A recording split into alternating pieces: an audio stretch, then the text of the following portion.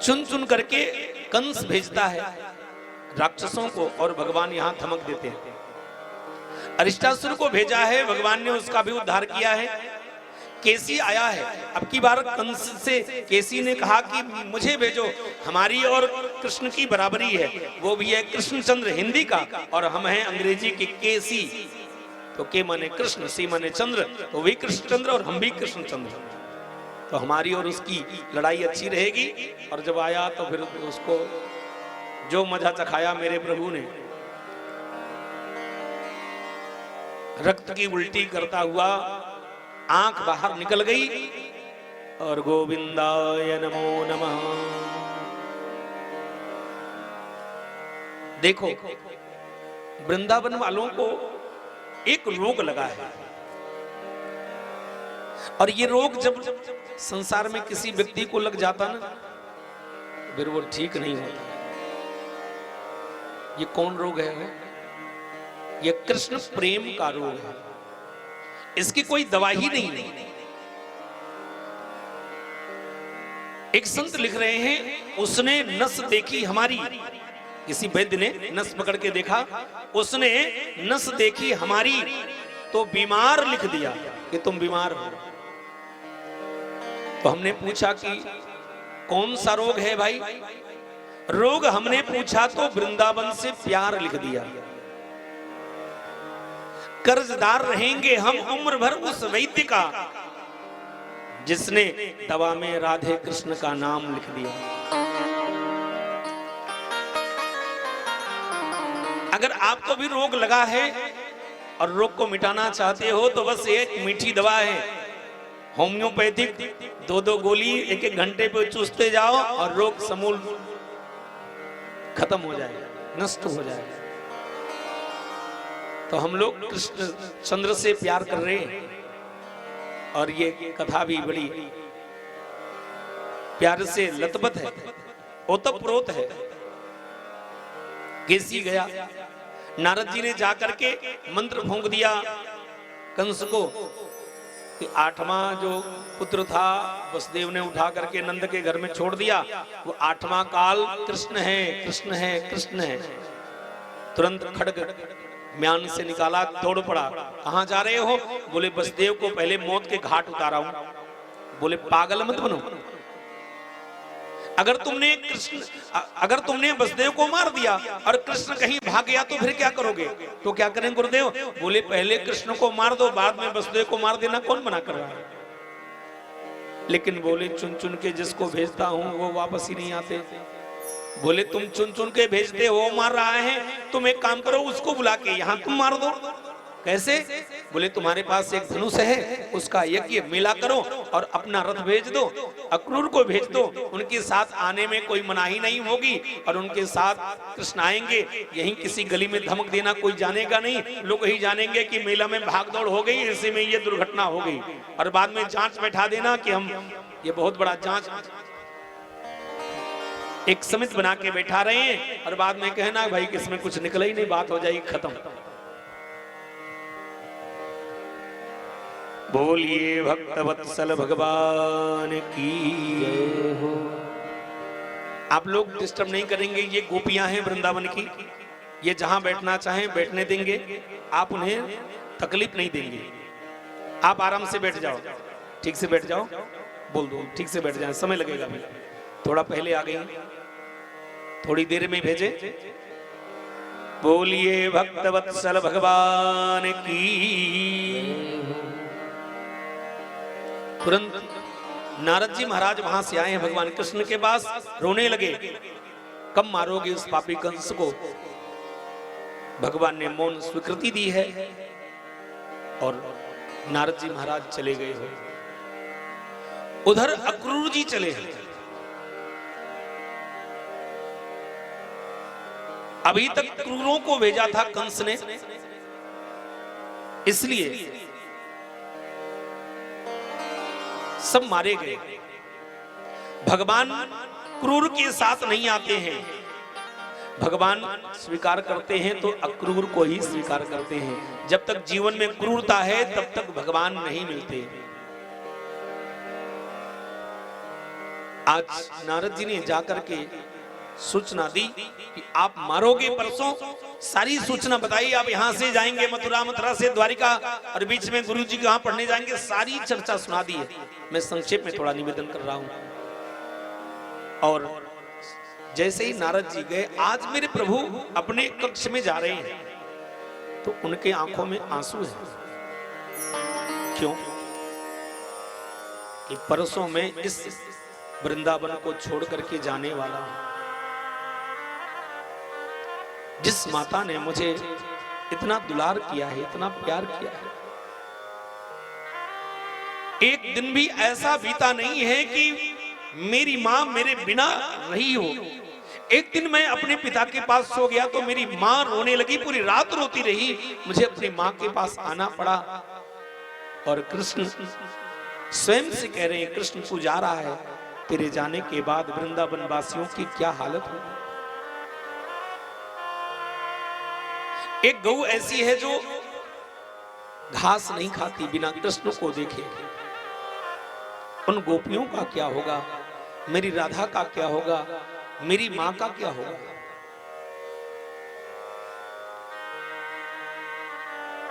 जैसे ही प्रवेश किए, भगवान कृष्ण को लगा मेरी मां आएगी मेरी सेवा करने के लिए, मुझे गोद में उठाने के लिए।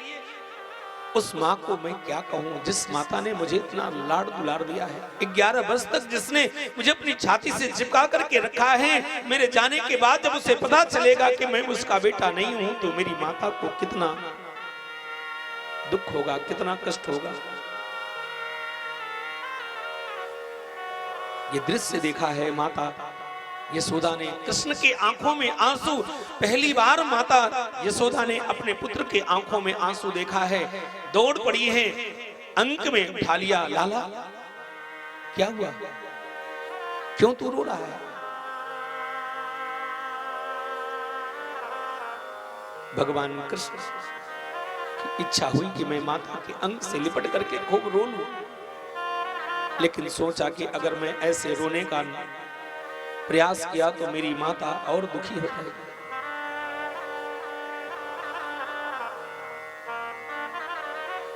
मां से कहा, मां जानती हो मैं क्यों रो रहा हूं। आज गौचारण के लिए हम सभी गए थे तो सब अपनी अपनी माता की बात कर रही थी, सारे ग्वाल बाल चर्चा कर रहे थे। तो मुझे याद आया कि मेरी मां जैसी मां तो दुनिया में किसी की नहीं हो सकती है। कितना तू प्रेम करती है। एक दिन एक घटना घट गई, वो सोच करके भगवान कृष्ण बहुत रो रहे हैं। एक दिन भगवान कृष्ण को गऊ चराने में थोड़ा विलंब हो गया। जिस समय पर, नियत समय पर भगवान कृष्ण आते थे गऊ चारण करके, उस समय में नहीं आए। 1 घंटा बीत गया। मैया को एक एक मिनट भी 1-1 वर्ष के समान लग रहा था। मैया महल से बाहर आई, हाथ फैला करके कृष्ण कृष्ण कन्हैया कन्हैया कह के ढूंढ रही है। मां को लगा कहीं कोई पापी निशाचर मेरे पुत्र को मार तो नहीं दिया। और उधर से कृष्ण को आते हुए देखा, मां ने दौड़ करके अंक में भर लिया, बेटा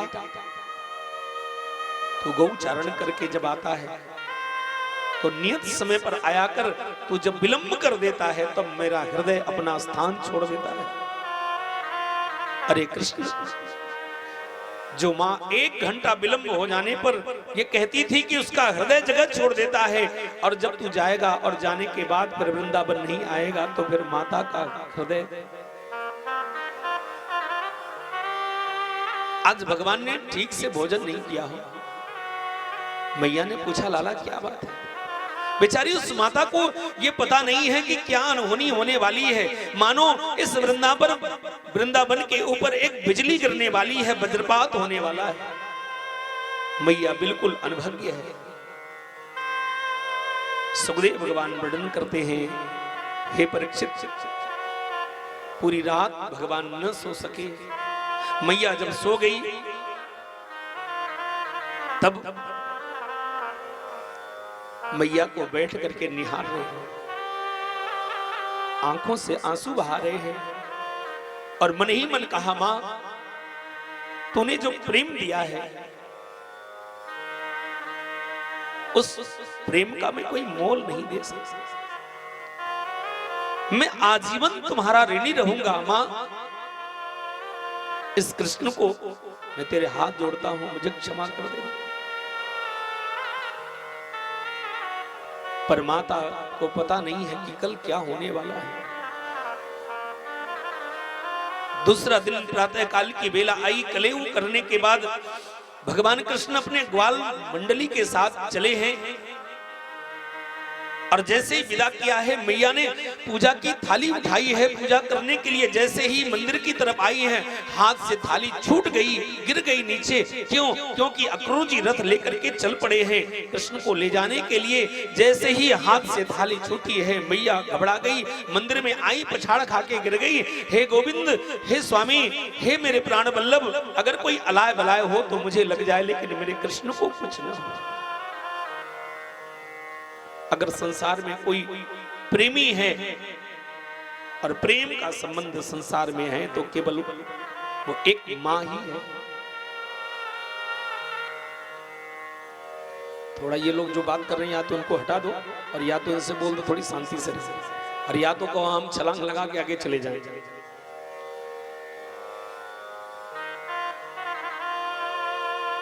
जैसे पीछे बैठ के कोई बात करे, हल्ला करे तो कोई समस्या नहीं होती हमें, और जब कथा का कोई मोल समझता नहीं है ना तो फिर यही लगता है कि यूं समय चला जाए अच्छा है।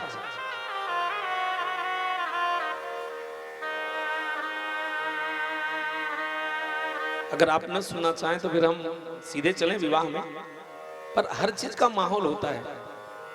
हम चाहें कुछ प्रस्तुत करना, लेकिन अगर आप नहीं चाहेंगे तो हम उसे प्रस्तुत नहीं कर सकते। ये कथा कोई वाणी का विषय नहीं है, हृदय का तार जुड़ेगा तभी ये कथा हो सकती है। तो हम निवेदन करते हैं कि आप लोग अगर शांति से बैठे तो ठीक है, हम इस प्रकरण को निवेदन करें, अन्यथा तो हम विवाह में सीधे चलेंगे। अब निर्णय करके आप बताइए।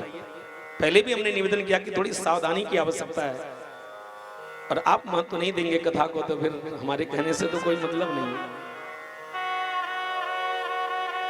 क्योंकि कथावाचक प्राण दे के सुनाता है, कहां कहां से एक एक शब्द ले आता है। हम अगर अपने कक्ष में हैं, आपको लगता है कि हम बहुत विश्राम कर रहे हैं, तो आपकी बहुत बड़ी भूल है। वो व्यक्ति क्या क्या सोचता है और कहां कहां से लाता है। एक मधुमक्खी कहां कहां से वो छत्ते में मधु इकट्ठा करती है और तब आपके मुख में मिठास आती है।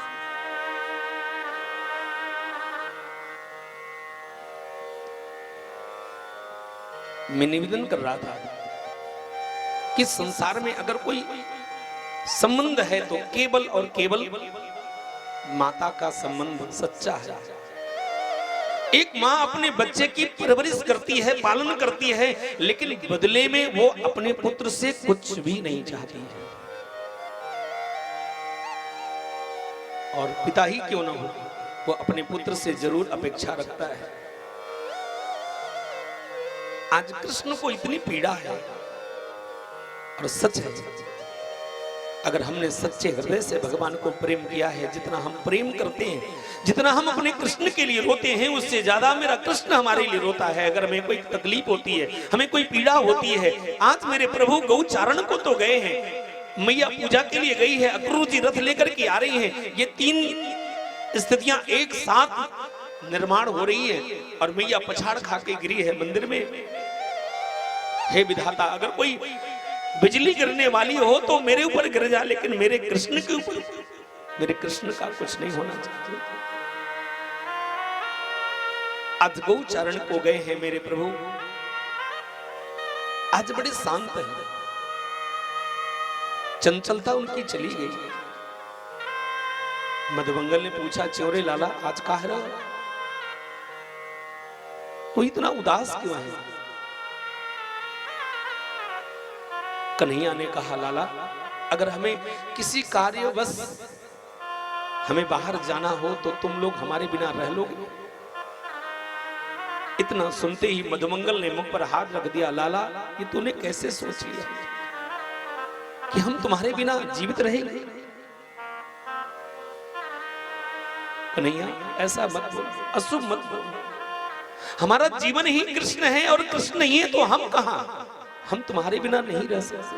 सारे मित्रों को बुलाया है और कहा देखो आज बहकी बहकी सी बात कर रहा है ये कृष्ण। सबने चारों तरफ से घेर लिया, लाला क्या हुआ? भगवान कृष्ण की आंखों में आंसू है।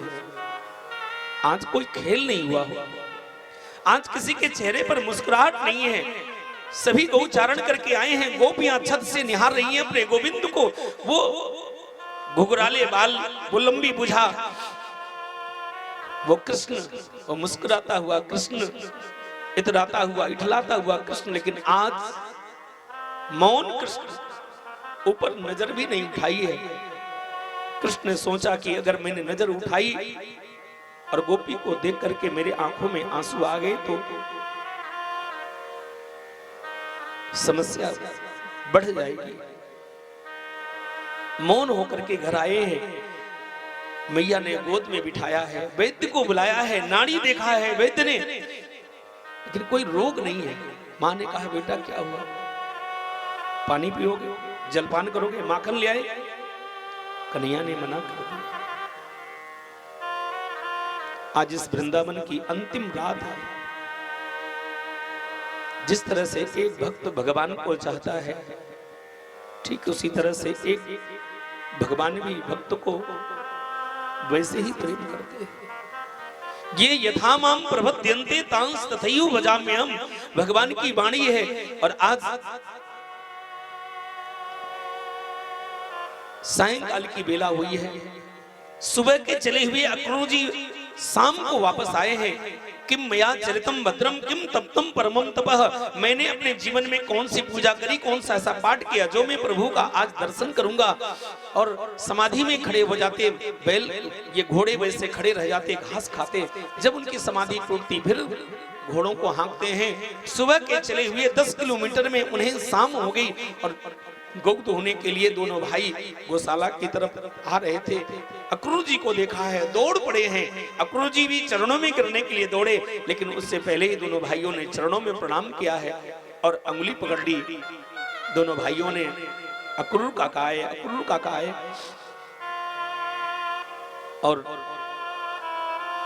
पूछा काका जी अगर मैं आपका हाल पूछूं तो हाल पूछना ठीक नहीं। कब तक, जब तक कंस रूपी कैंसर आपके मथुरा में है तब तक हम आपका हाल क्या पूछें। लेकिन काका मैं जानता हूं कि कंस ने मुझे क्यों बुलाया है, पर यह बात मेरी मां को मत बता, मेरे बाबा को मत बताना, मेरी गोपियों को मत बताना। अगर आपने बता दिया तो ये बेमौत मर जाएंगे। बस आप इतना ही कहना कि धनुष यज्ञ का आयोजन है, मेला का आयोजन है और उसी मेले के आयोजन में देखने के लिए कृष्ण और राम को बुलाया है, नहीं तो मेरी मां मुझे जाने नहीं देगी। पलंग पर बिठाया है, पैर धोया है, जलपान कराया। इतने में नंद बाबा आए हैं, अपने भाई से मिले हैं। भैया कैसे हो? बस ठीक है, आपकी कृपा है। कैसे पधारना हुआ? बोले हमें लगता है कि कंस के व्यवहार में कुछ परिवर्तन हुआ है और उसने यज्ञ का आयोजन किया है और आपके दोनों बच्चों के लिए अपना स्वयं का रथ भेजा है। नंद बाबा भोले भाले खुश हो गए। कोई प्रधानमंत्री अपनी गाड़ी आपके लिए भेज दे, एक सामान्य छोरे के लिए, तो प्रधानमंत्री की तो गाड़ी बहुत बड़ी हो गई। खुश हो गए और कहा अक्रूर कृष्ण और बलराम जाएंगे कि नहीं जाएंगे ये यशोदा ही बता सकती है, और तुम मेरे बच्चों को कैसे ले जाओगे? मेरे बच्चे तो बहुत छोटे हैं, 11 वर्ष की उम्र है अभी, हम तुम्हें नहीं ले जाने देंगे। अगर ये मेला देखने जाएंगे तो हम भी साथ चलेंगे। ठीक है बाबा, आप साथ चलिए। तुरंत जाकर के पूरी मुनादी करा दी है कि जिसको यज्ञ का आयोजन में मेला में भाग लेना है वो सवेरे सवेरे प्रातः काल तैयार हो जाए। इधर भोजन हो चुका है, माता यशोदा भोजन करने के लिए बैठी हैं। एक ग्रास मुख में उठाया था, उसी समय नंद बाबा ने कहा देवी कंस ने निमंत्रण भेजा है। कैसा निमंत्रण? तुम्हारे बच्चों को बुलाया है, ग्रास मुख में न डाल के हाथ से नीचे गिर गया। महर, पति को महर बोलते हैं ब्रज में। आपने कैसे सोच लिया कि हम अपने कृष्ण को दे देंगे, कृष्ण को जाने देंगे? अरे कोई सहर्ष मेरे प्राण मांगे तो मैं अपने प्राण दे सकती हूं, लेकिन अपने प्राणनाथ कृष्ण को नहीं दे सकती। क्या आप नहीं जानते कि मेरे प्राण से भी ज्यादा प्यार है मुझे कृष्ण से? तीसरा प्रश्न किया, देवी कृष्ण तो गौ चराने के लिए जाता ही है ना, केवल सुबह और शाम ही तो रहता, रात में रहता, दिन भर तो गायब रहता है। यशोदा जी ने कहा, मेरा कृष्ण शाम को वापस तो आ जाता है, इस ब्याज से मैं दिन भर रह लेती हूं, उसके गुण का चिंतन करती रहती हूं। चौथा प्रश्न किया, तो जब बेटा गुरुकुल जाएगा पढ़ने के लिए तो गुरुकुल तो भेजना पड़ेगा। यशोदा ने कहा, मैं अपने पुत्र को गुरुकुल नहीं भेज सकती। कि अपने बच्चों को अनपढ़ बना के रखोगी? बोले, मेरा पुत्र कृष्ण पढ़े न पढ़े, लेकिन मैं उसे कभी गुरुकुल नहीं भेज सकती, मैं अपनी आंखों से उसे ओझल नहीं कर सकती। स्वामी आप नहीं समझते, अगर मेरा कृष्ण चला गया तो मैं उसके बिना जीवित नहीं रह सकती। मैंने कृष्ण के बिना एक दिन भी जीना सीखा नहीं है।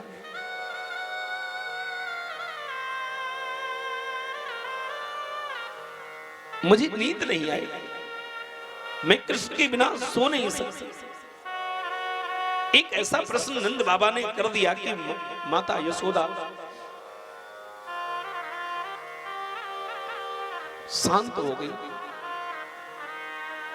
देवी, अगर बच्चे मचल गए और कृष्ण ने कहा कि हम यज्ञ देखने जाएंगे, मेला देखने जाएंगे, हमको आप गांव से कभी बाहर नहीं जाने दिए, हम भी शहर में जाएंगे, और कृष्ण के आंखों में आंसू आ गए, तो क्या तुम कृष्ण के आंखों के आंसू को सह पाओगी?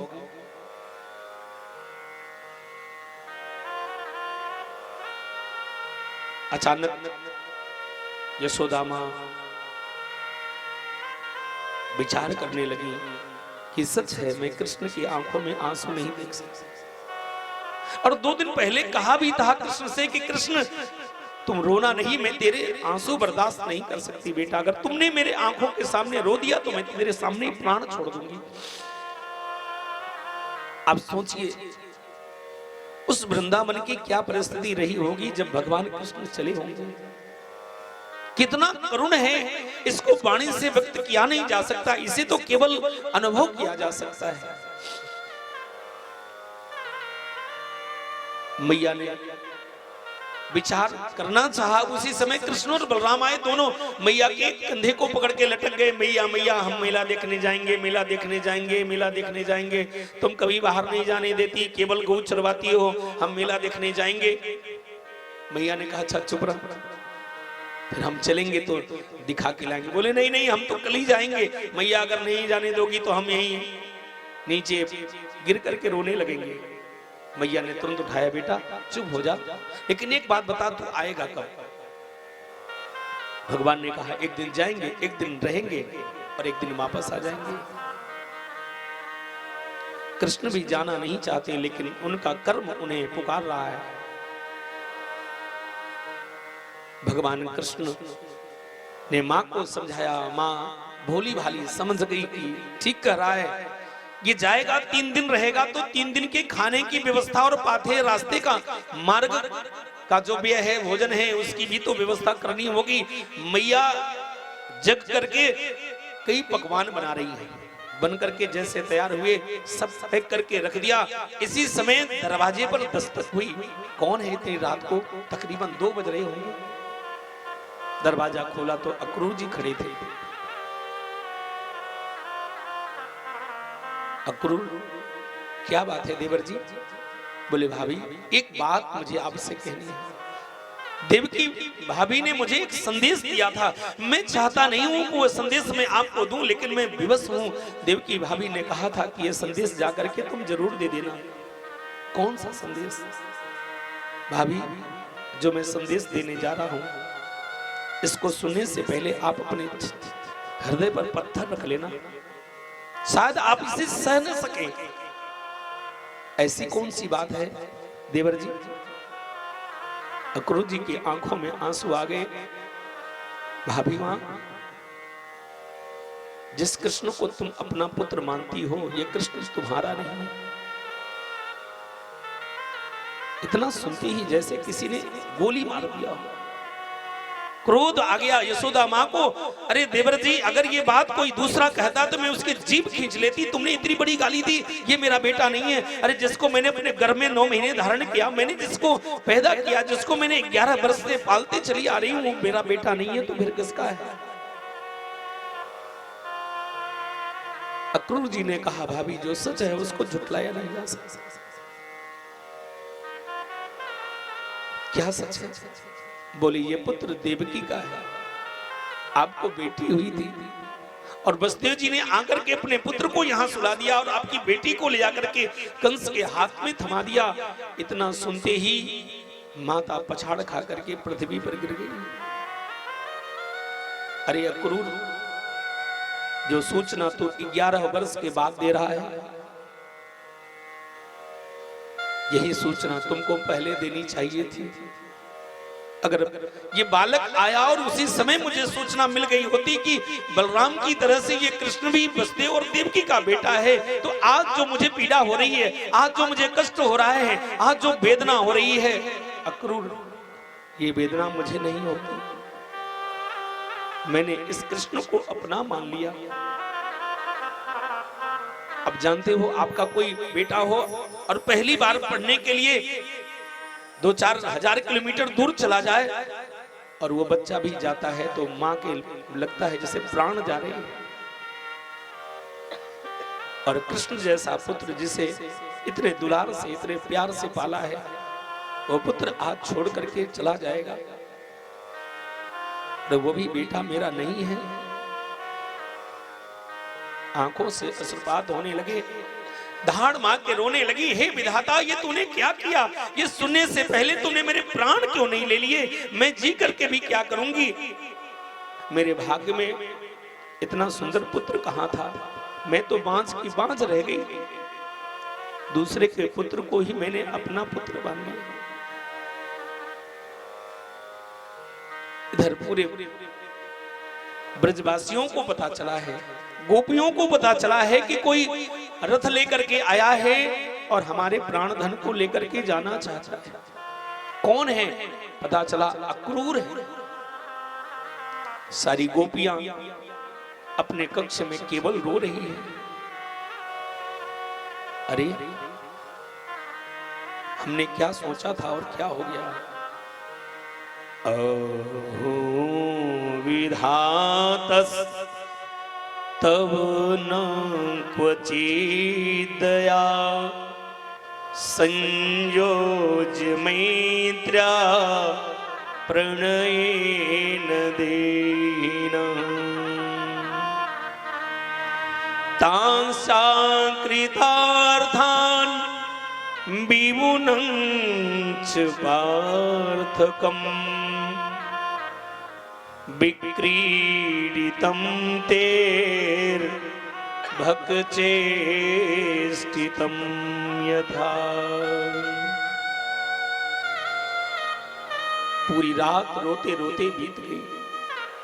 सारी गोपियों ने कृष्ण के महल को चारों तरफ से घेर लिया।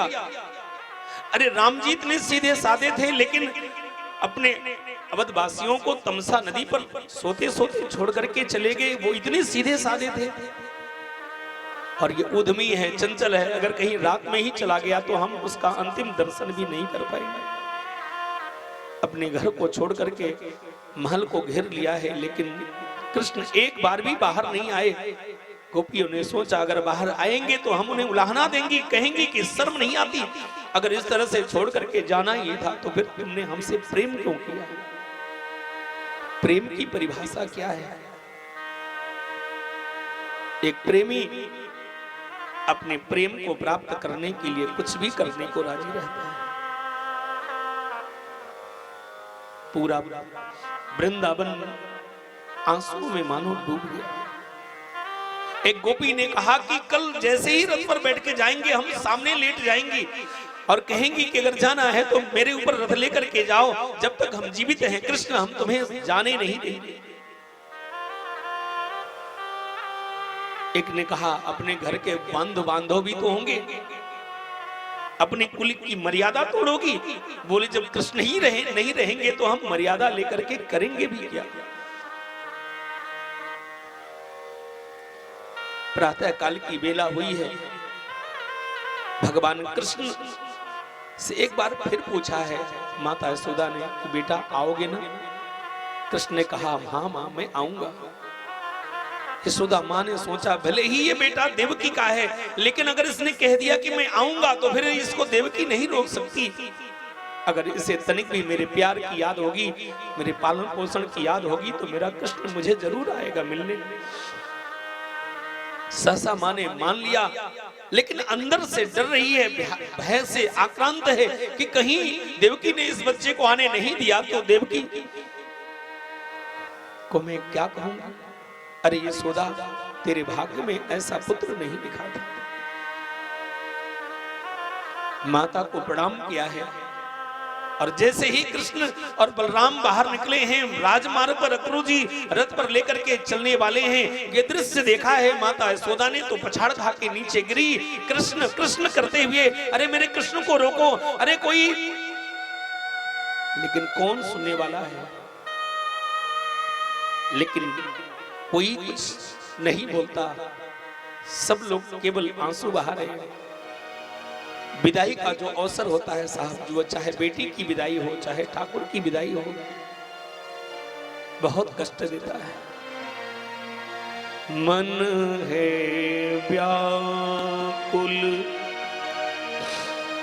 नैन सजल है, कैसी कठिन विदाई हो। मन है व्याकुल नैन सजल है, कैसी कठिन विदाई हो। सूरज के संग डूब रहा मन, कैसी बेला आई हो। मन है व्याकुल।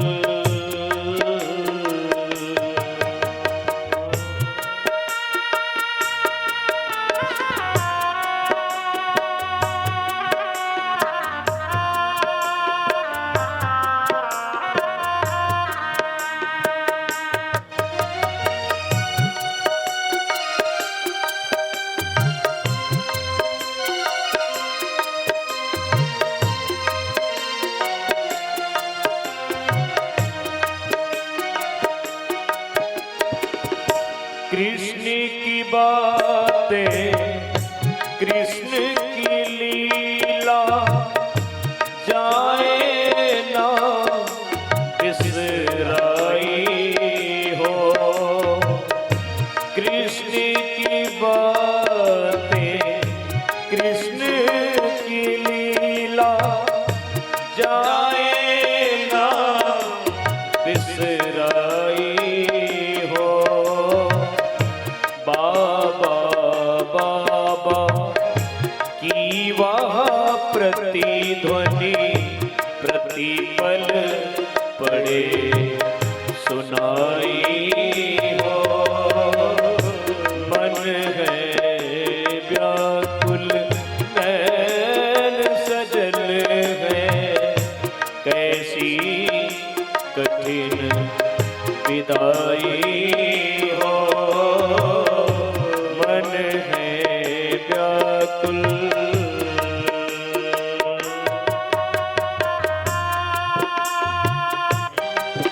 सारी गोपियों ने मार्ग रोक लिया है, कृष्ण हम तुम्हें जाने नहीं देंगी। अगर इसी तरह से प्रेम करके जाना ही था तो फिर तुमने हमसे प्रेम क्यों किया? अगर जाना है तो मेरे ऊपर से रथ लेकर के जाओ, रास्ता अवरुद्ध कर लिया है।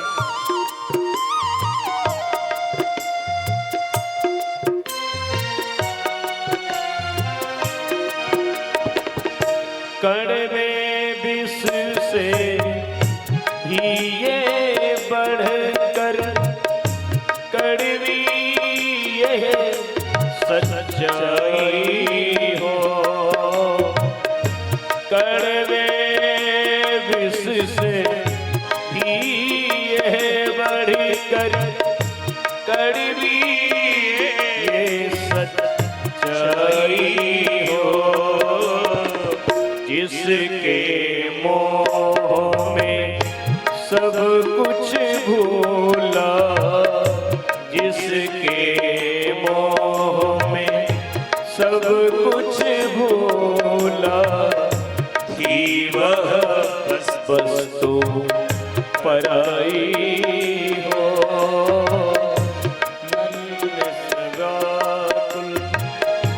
नैन सजल है कैसी कठिन विदाई हो।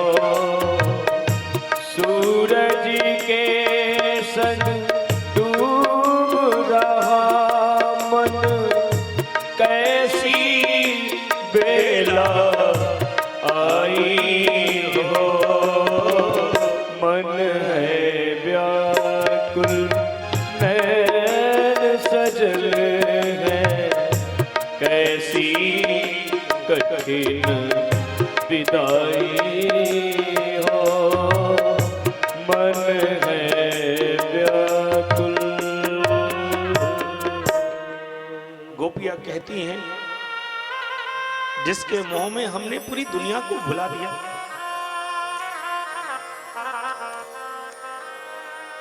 जिसके प्रेम में हमने पूरी दुनिया को जला दिया, आज वो प्रेम भी हमारा पराया हो।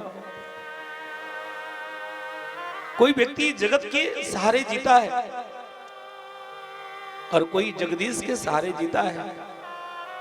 किसी ने जगत को छोड़ दिया और जगदीश ने उसे छोड़ दिया, तो अब किसके सहारे रहेंगे? कृष्ण का जिस दिन गमन मथुरा की तरफ होने लगा, धरती का सीना फट गया और आसमां रोने।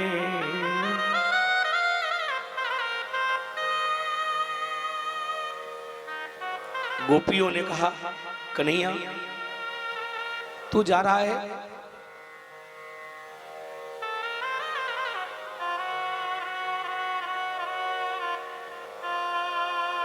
हमें छोड़ के तू चला जाएगा? कृष्ण ने कहा कि देवी अगर मैं जाऊंगा विलंब हो जाएगा तो धूप लगेगी, गर्मी लगेगी। इतना सुनते ही गोपियों ने रास्ता दे दिया। आगे आगे भगवान कृष्ण चले हैं, पीछे पीछे गोपियां चली हैं। वृंदावन गांव से बाहर आई है। एक गोपी दौड़ती दौड़ती आई, वो पीछे छूट गई थी। उसने कहा, कृष्ण तुम जा रहे हो? जब मैं यमुना में जल लेने के लिए जाऊंगी और यमुना का श्याम वर्ण दिखाई देगा तो कृष्ण तुम्हारी बहुत याद आएगी। कृष्ण हम तुमसे पूछना चाहती हैं कि जब मुझे तुम्हारी याद आएगी तो मैं क्या करूंगी? यमुना का तट सुना हो गया, बंसी बट सुना हो गया। गौएं कहती हैं हमें चराएगा कौन? गोपियां कहती हैं हमारा माखन चुराएगा कौन? वृंदावन पासियों का सब कुछ लुट गया। एक मिनट के अंदर कुछ रहा ही नहीं। कृष्ण का जिस दिन गमन मथुरा की तरफ होने लगा, धरती का सीना फट गया और आसमां रोने लगा। गम भरी यह बात है, हर एक गम सहने लगा। रो रो कर सारा नगर फिर इस तरह कहने लगा। कन्हैया, हम तुमसे प्रेम करती हैं, लेकिन हम प्रेम के प्रति कोई स्वार्थ नहीं रखती हैं। अगर कृष्ण तुम्हें यहां रहने से तकलीफ है तो हम तुम्हें कष्ट में नहीं देखना चाहती। अगर तू मथुरा जाकर के खुश रह ले तो हम रो करके भी तेरे प्रेम में जी लेंगी, लेकिन हम तुम्हारे आंखों में आंसू नहीं देख सकते। ये प्रेम की पराकाष्ठा है। इतने में माता यशोदा की मूर्छा टूटी और उन्होंने कहा, कृष्ण कहाँ हैं? लोगों ने कहा वो तो चले गए। मैया तुरंत महल से निकली है, हाथ फैला करके दौड़ती हुई आ रही है राजमार्ग पर। अरे मेरे कृष्ण को रोको, अरे मेरा कृष्ण कहाँ गया? अरे मेरे लाला, मेरे कन्हैया को रोको। भगवान कृष्ण रथ पर बैठ करके चल पड़े थे। पीछे से मां को रोते हुए आते देखा और अक्रूर जी से कहा, रथ रोक दो। रथ रोका है। भगवान कृष्ण दौड़ करके गए, मैया ने उठा करके छाती से चिपका दिया। मां, अगर तू इतना रोएगी तो बता, हम वृंदावन फिर वापस कैसे आएंगे? मथुरा कैसे जाएंगे? मां ने हाथ जोड़ लिया, देवकी नंदन, अब तो मेरा कोई अधिकार ही नहीं रहा। सारा अधिकार तो देवकी ने छीन लिया। अब तो मैं तेरे हाथ जोड़ सकती हूँ। बेटा, एक बात मुझे बहुत कसक देती है, मैंने एक मिट्टी की मटकी को तोड़ने के कारण मैंने तुम्हें रस्सी से बांध दिया था। बेटा कृष्ण, लाला, अगर हो सके तो ये बात तुम भूल जाना। अभी तो कृष्ण आंखों के आंसुओं को रोक करके खड़े थे, लेकिन जब इतनी बात माता ने कह दिया, भगवान कृष्ण की आंखों में आंसू आ गए। मां, इस संसार में मुझे कोई बांध न सकता, इस संसार में मुझे कोई बांध नहीं सका, लेकिन तुमने अपने प्रेम में बांध लिया। ये कृष्ण भला कैसे भूल सकता है? न चांतर न भैर्यस्य न पूर्वम नापि चापरम, जिसके आदि का पता नहीं है, जिसके अंत का पता नहीं है, जो एक पग में सातों लोगों को भी नापने की सामर्थ्य रखता है, उस कृष्ण को मैया यशोदा ने अपने प्रेम पास में बांध लिया। वो भगवान भी उसे कैसे भूल सकता है? बेटा, अब तो मेरा कोई अधिकार नहीं रहा, तू देवकी नंदन है रे। भगवान कृष्ण ने मुख पर हाथ रख दिया। मां, ऐसा मत बोल, मैं भले ही उनका पुत्र हूं, लेकिन लाडला दुलारा तो मैं तुम्हारा हूं। तूने इतना प्रेम दिया है, तूने इतना दुलार किया है मां, मैं तुम्हें कभी भूल नहीं सकता। आओगे ना? एक बार फिर कन्हैया ने कहा, आएंगे, लेकिन चलते चलते एक बात ऐसी कह दी कि वो बात कृष्ण को बहुत कसक देती है। बेटा, एक महात्मा जी आए थे और उन्होंने कहा था हमसे कि यशोदा, ये तेरा लाला कोई सामान्य बालक नहीं है, एक दिन ये बहुत बड़ा राजा बनेगा, लेकिन जब ये राजा बनेगा तब तुम्हें छोड़ करके चला जाएगा। हमने उस बात पर सहसा विश्वास नहीं किया था, लेकिन आज पता चल रहा है उस महात्मा ने बिल्कुल सच कहा था। कन्हैया, हम तुम्हारे बिना नहीं रह सकते। जब तू राजा बनेगा ना, तो तेरे महल में दास और दासियों की आवश्यकता होगी। हमें और अपने बाबा को दास और दासी के पद पर रख लेना। हम कभी किसी से नहीं कहेंगे कि हम तुम्हारे माता पिता हैं। कृष्ण, तुझे मेरी आवश्यकता नहीं रही, लेकिन हम और तेरे बाबा तुम्हारे बिना मर जाएंगे। हम तुम्हारे वहां नौकर बनकर के रहेंगे। दिन में कभी तो तू बाहर आएगा और एक बार हम देख लेंगे तो हमें थोड़ी शांति मिल जाएगी। लाला, बस एक निवेदन है, अपने उस महल में हमें नौकरानी बना लेना और अपने बाबा को नौकर बना लेना। ये बात भगवान कृष्ण को बार बार बुलाती है। ये कथा कहने में इतनी तकलीफ है, और जब कृष्ण गए होंगे तो उन गोपियों को कितना कष्ट हुआ होगा, माता यशोदा को कितनी तकलीफ हुई होगी, इसका अनुभव कर पाना बड़ा ही मुश्किल है। एक बार फिर भगवान कृष्ण ने सबको प्रणाम किया। एक गोपी ने कहा, कृष्ण जा रहे हो, हम रोक नहीं सकती, लेकिन यमुना में जल लेने के लिए जाऊंगी और यमुना का श्याम वर्ण दिखाई देगा और तुरंत तुम्हारी याद आएगी और वहीं हम सिर पीट पीट करके रोया करेंगे, हम घर वापस नहीं आएंगी। तो कृष्ण एक बात बताओ, जब तुम्हारी याद आएगी तो हम क्या करेंगे?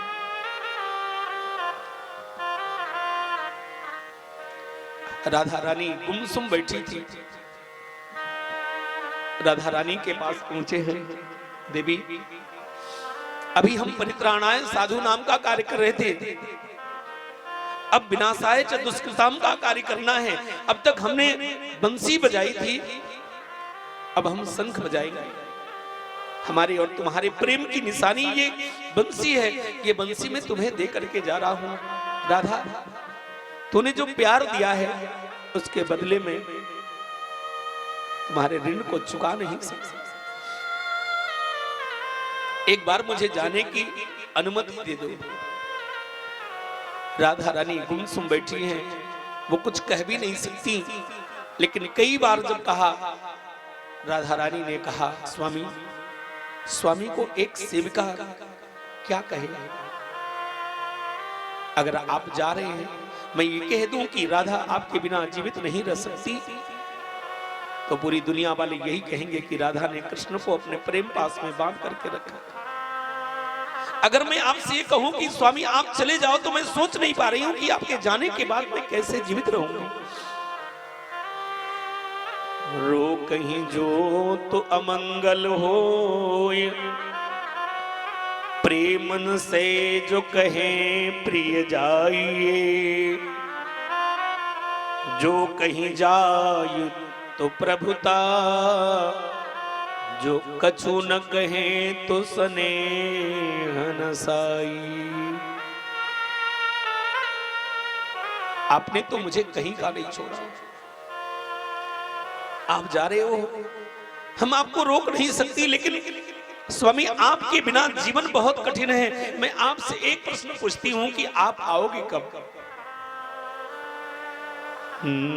नैनन नीर बहाती राधा, मन को रोक न पाती राधा, पी के नैनन नीर को राधा, मार्ग से हट जाती राधा। पी के नैनन नीर को राधा, डोल रही है बन बन में। स्वामी जाते जाते यह तो कह दो, जाते जाते कह दो हमसे, आओगे कितने दिन में। स्वामी हम आपको रोक नहीं सकते, लेकिन जाते जाते आप एक बात बता दो कि कब आओगे, और हम उसी दिन की प्रतीक्षा करते करते अपने जीवन को गुजार लेंगे। लेकिन कृष्ण ये न कह सके कि हम कब आएंगे। ये तो कहा कि मैं आऊंगा, लेकिन कब आऊंगा ये नहीं कहा। रो रो कर सारा नगर फिर इस तरह कहने लगा, गम भरी यह बात है हर एक गम सहने लगा, रो रो कर सारा नगर फिर इस तरह कहने लगा। क्या कहा कृष्ण, जाओ हम तुम्हें रोक नहीं सकती, लेकिन ब्रज जैसा प्यार तुम कहीं नहीं पाओ। और सच है, जब जब याद करी है, जब जब कहीं चर्चा करी है, तब मेरे गोविंद ने केवल अपनी माता यशोदा की ही चर्चा की। आगे उद्धव जी आएंगे, वो प्रकरण तो और भी करुण है और दुख देने वाला है। जो संदेश देकर के भेजा है मेरे प्रभु ने, छाती फट जाती है उसे सुनते हुए। और गोपियां कह रही हैं, जाओ हम तुम्हें रोक नहीं सकते। जा रहे हो तो जाओ, ब्रज छोड़ कर सबका। जा रहे हो तो जाओ, ब्रज छोड़ कर सबका दिल तोड़ कर। प्रेम ब्रिज सा कन्हैया नहीं पाओगे, नहीं पाओगे। जा रहे हो तो जाओ, ब्रिज छोड़ कर सबका दिल तोड़ कर। प्रेम ब्रिज सा कन्हैया नहीं पाओगे, नहीं पाओगे। प्रेम ब्रिज सा कन्हैया नहीं पाओगे, नहीं पाओगे।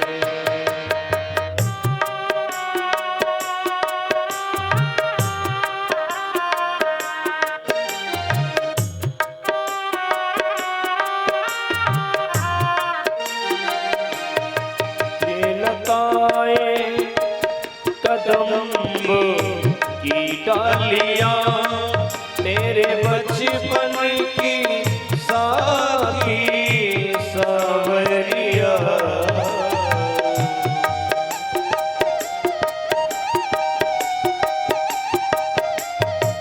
ये लताए कदम्ब की डालियां तेरे बचपन की साथी सावरिया, सावरिया। कुंज कलियां कहानी तेरी गा रही हो, तेरी गा रही। ऐसी कलियां कन्हैया नहीं पाओगे, नहीं पाओगे। ऐसी कलियां कन्हैया नहीं पाओगे, नहीं पाओगे।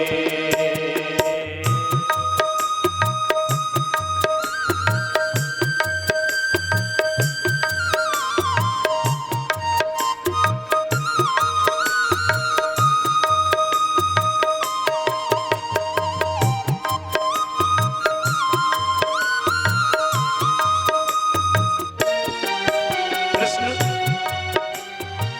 ग्वालों को लेकर के तेरा घर में आना, छीके से माखन को चुरा के खाना, मटकी को तोड़ देना, ये हम कभी भूल नहीं सकती। लेकिन तुम भी ये कभी नहीं भूल पाओगे। ये माखन का स्वाद तुम्हें कहीं मिलेगा नहीं। ले ग्वालों को घर में आना तेरा, घर के छीके से माखन चुराना तेरा।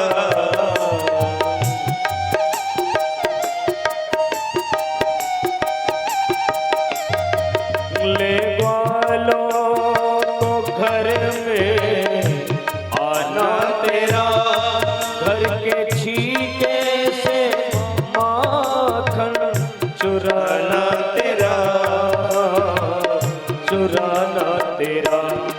स्वाद माखन का जैसा ब्रिज में मिला,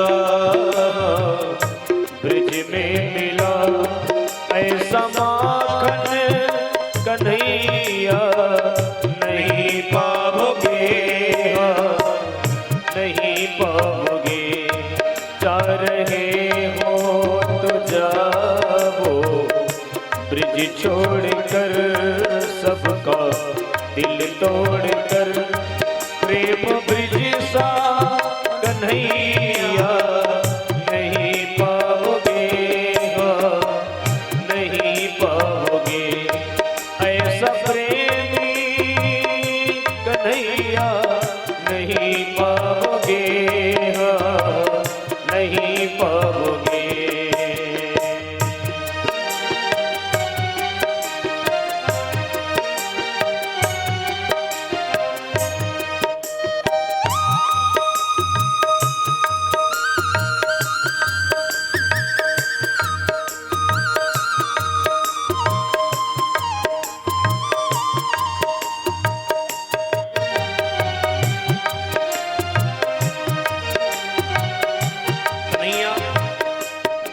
हमें प्रेम में दीवाना बना करके छोड़ करके जा रहे हो। हम तुमसे बस इतना ही पूछती हैं कि किसके सहारे छोड़ के जा रहे हो। हमने जगत को पहले छोड़ दिया और जगदीश हमें छोड़ के जा रहा है, तो अब हम किसके सहारे रहेंगे? कम से कम ये तो बता कि हम किसके सहारे जीवित रहेंगे। तूने मुरली बजा करके दीवाना ही नहीं किया, पागल भी बना दिया। जा तो रहे हो, लेकिन तेरी मुरली के दीवाने जितने वृंदावन में थे उतने तुम्हें कहीं और नहीं मिलेंगे।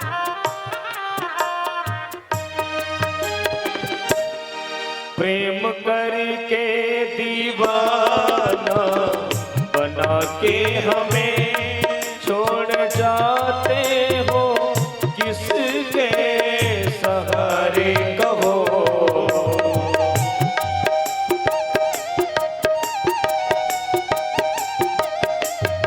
प्रेम करके दीवाना बना के हमें छोड़ जाते हो, किसके सहारे कहो,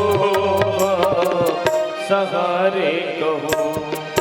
तेरी मुरली के जैसे हम दीवाने हुए, ऐसे दीवाने हुए। ऐसे पागल कन्हैया नहीं पाओगे, नहीं पाओगे।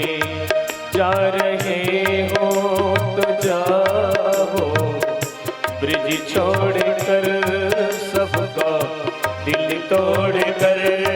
प्रेम ऐसा कन्हैया नहीं पाओगे,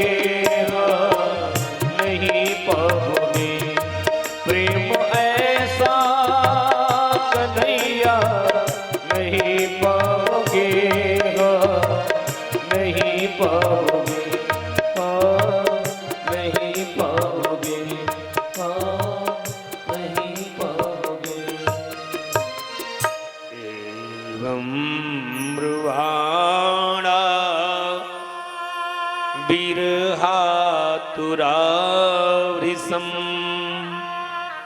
ब्रज स्त्रियः कृष्णविषक्तमानसा विसृज्य लज्जां रुरुदु स्म सुस्वरम् गोविंद दामोदर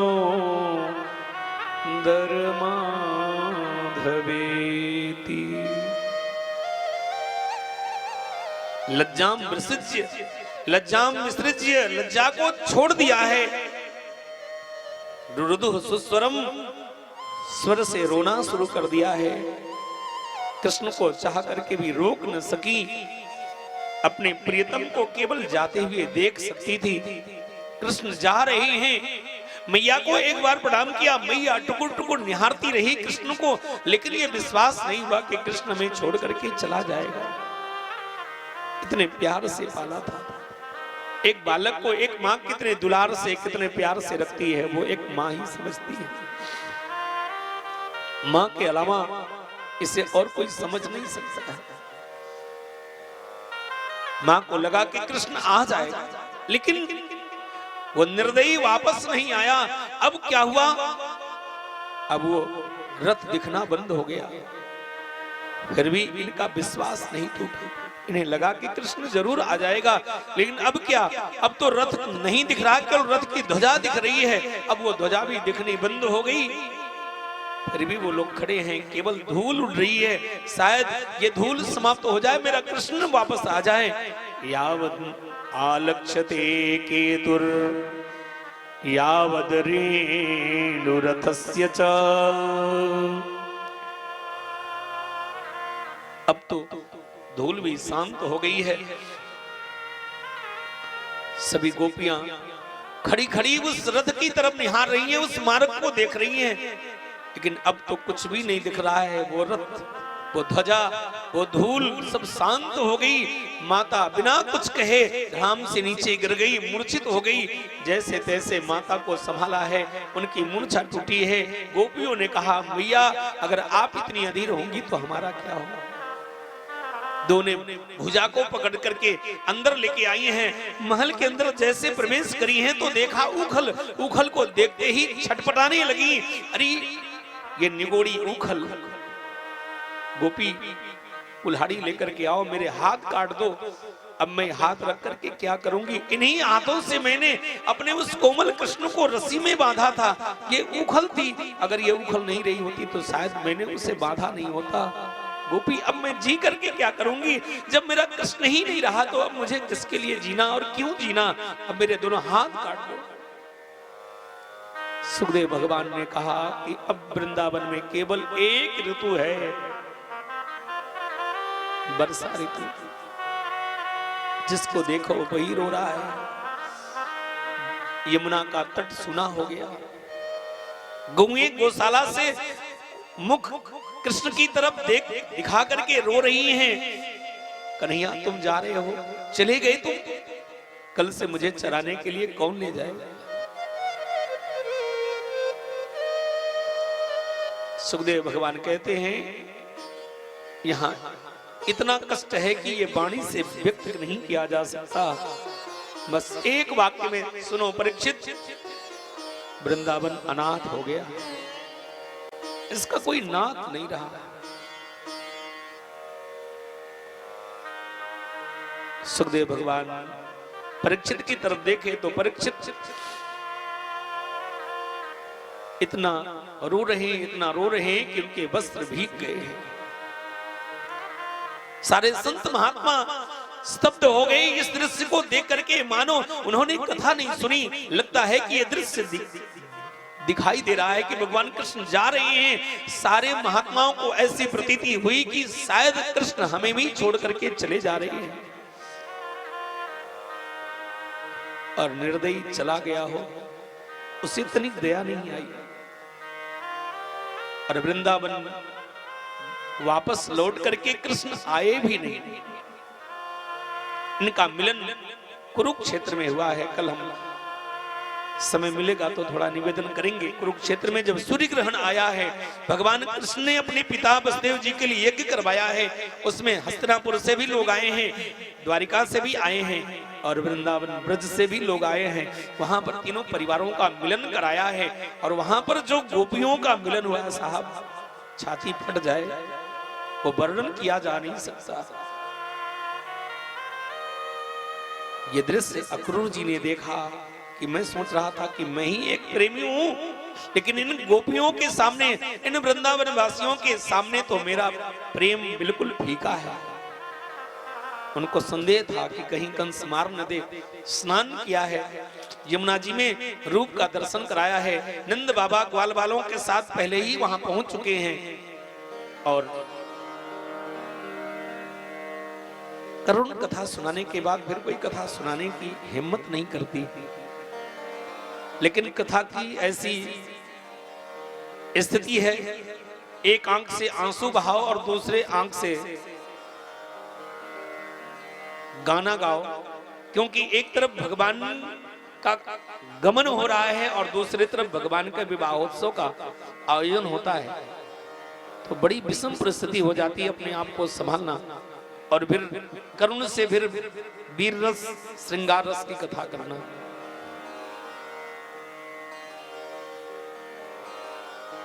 भगवान कृष्ण बलराम जी के साथ पहुंचे हैं और यमुना बाग में सबको रहने की व्यवस्था किया है। कंस ने कहा है इनको पता न चले कि हम मारने के लिए इनको बुलाए हैं। भगवान मथुरा दर्शन के लिए चले हैं। ग्वाल बाल जो साथ में हैं, कभी नगर नहीं आए, कभी शहर नहीं आए, पहली बार आए हैं। और जो वस्त्र को पहन करके गैया चराइबे के ताई जंगल जाए, वाही को पहन करके आ गए हैं। और जिस गली से निकले ऊपर से पुष्प की वृष्टि हो रही है, आरती उतारी जा रही है। मधुमंगल ने कहा च्यों रे लाला, हमको तो पतो ही ना है कि इतना सुंदर स्वागत होएगो। अगर हमको पहले से पतो होती तो हम भी बगलबंदी पहन के आ जाते। कोई व्यवस्था करो। एक धोबी है, उस धोबी को आवाज लगाई है। धोबी तो कंस का ही धोबी था,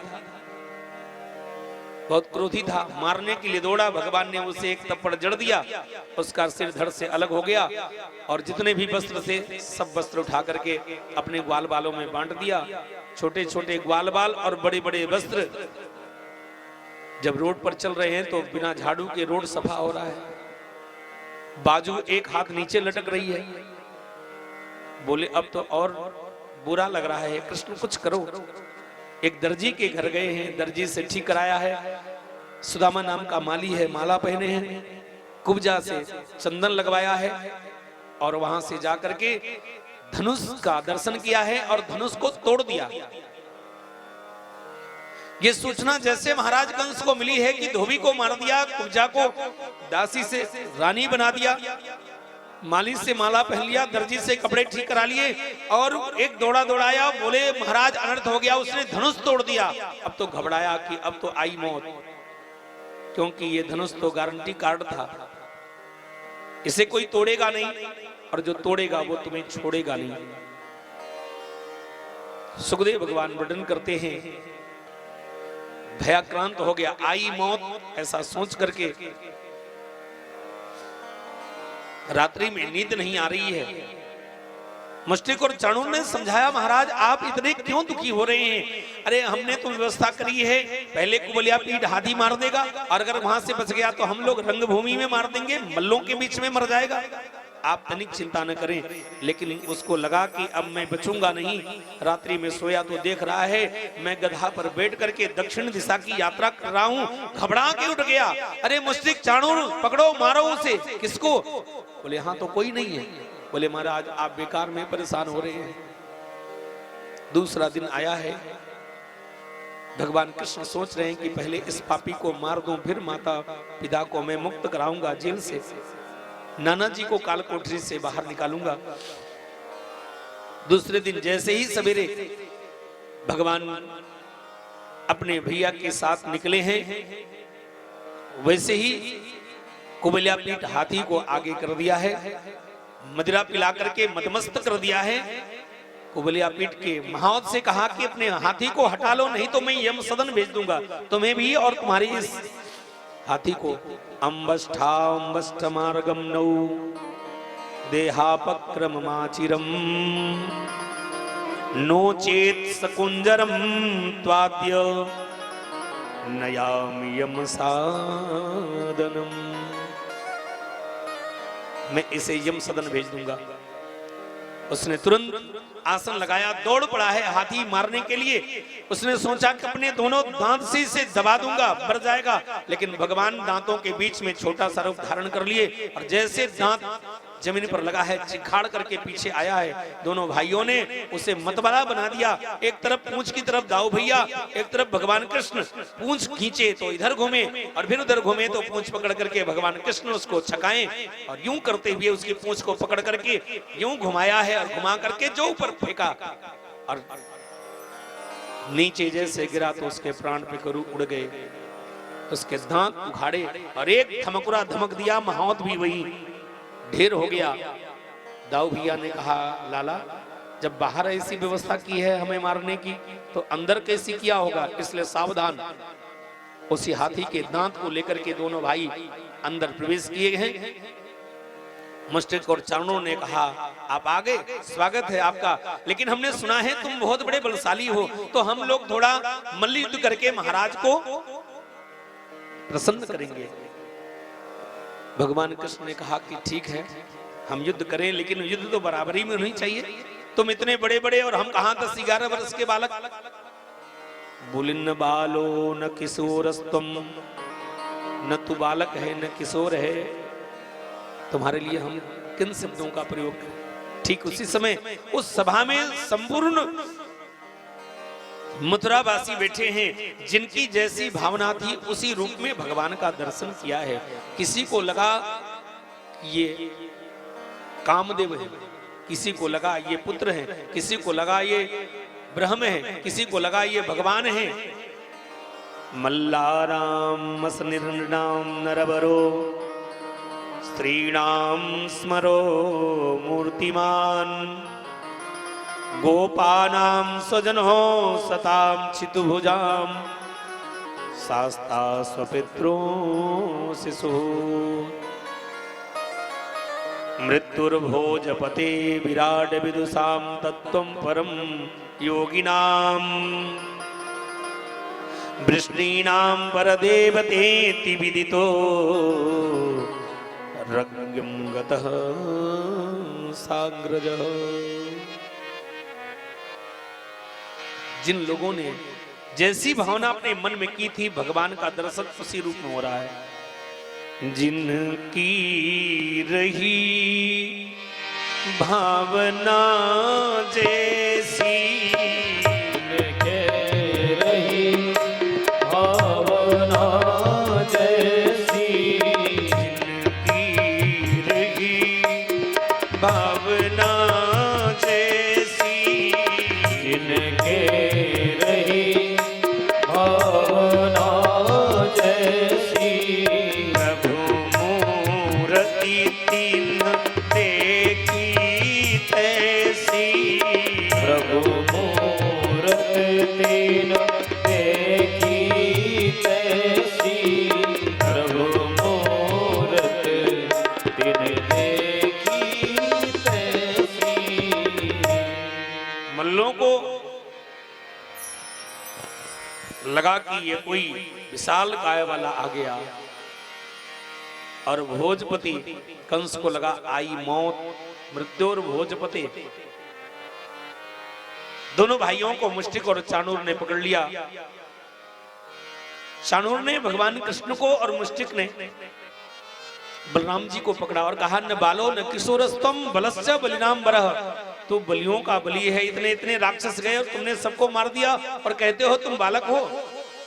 भगवान कृष्ण ने कहा, मामा जी आपकी सौगंध खा के कहें, जितने यहां से गए सब मरे मराए गए, हमने तो उनकी टांग पकड़ के केवल यमुना में फेंक दी।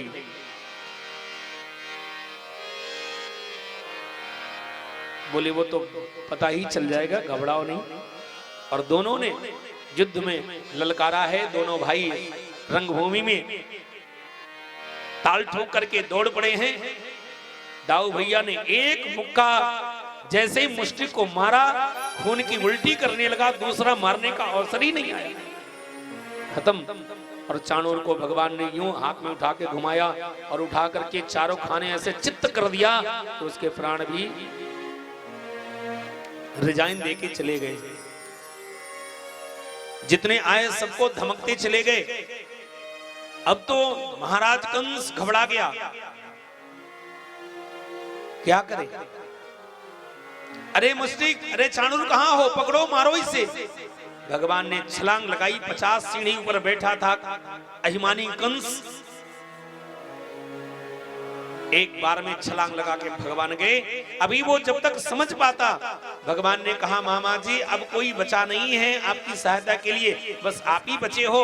उसके केस को पकड़ करके खींचा, जैसे माता देवकी के केस खींचे थे कंस ने, उस पापी के केस को पकड़ करके खींचा और खींच करके धक्का यूं मारा है कि धड़ाम से नीचे गिरा और तीनों लोगों का भार लेके भगवान उसकी छाती पर कूद गए और जैसे कूदे वैसे ही प्राण पखेरु उड़ गए।